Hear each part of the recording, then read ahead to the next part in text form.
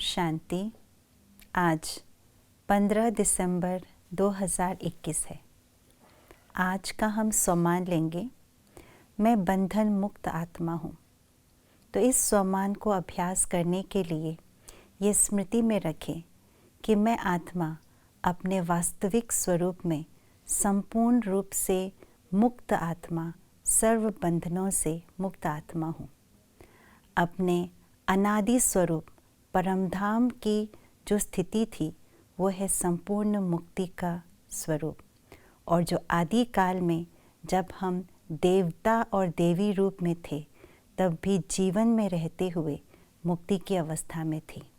तो इन दोनों ही अनादि और आदि काल के स्मृति से इस संपूर्ण बंधन मुक्त अवस्था का जो स्वमान है ये हम सारा दिन अभ्यास करें। सुनते हैं आज का स्लोगन।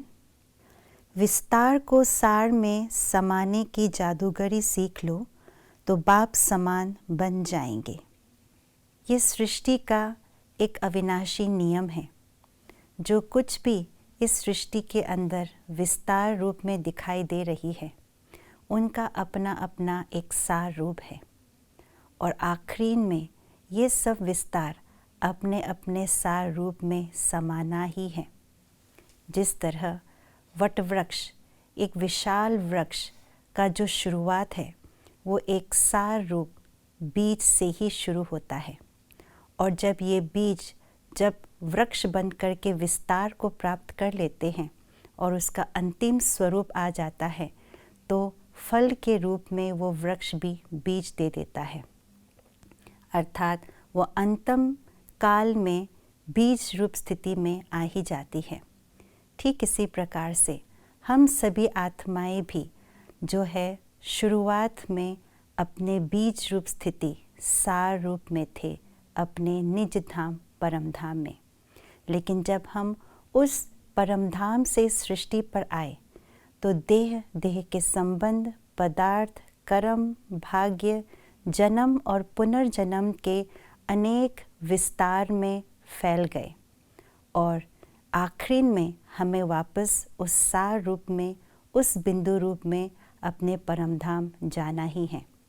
तो वो समय आ गया है जब हमें विस्तार को सार में समेटना है और उस सार को वापस प्राप्त करना है।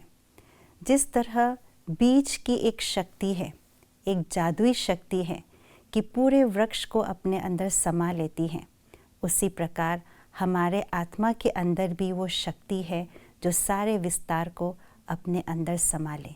और उस जादुई शक्ति का नाम है साइलेंस पावर, शांति की शक्ति। साइलेंस पावर अर्थात वाणी से परे जाने की शक्ति। वाणी, स्थूल वाणी और संकल्पों रूपी सूक्ष्म वाणी से परे, व्यक्त से अव्यक्त में जाने की शक्ति, यही साइलेंस पावर है।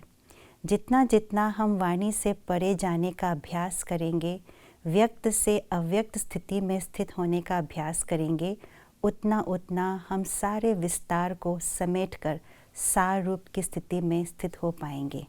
तभी हम ब्रह्मा बाप समान अव्यक्त स्थिति को प्राप्त कर पाएंगे और शिव बाप समान बीज रूप स्थिति, बिंदु रूप स्थिति को प्राप्त कर पाएंगे। तो आइए चले हम सभी मिल करके इस विस्तार को समेट ले और सार स्वरूप बिंदु रूप वाणी से परे अव्यक्त स्थिति को प्राप्त कर ले।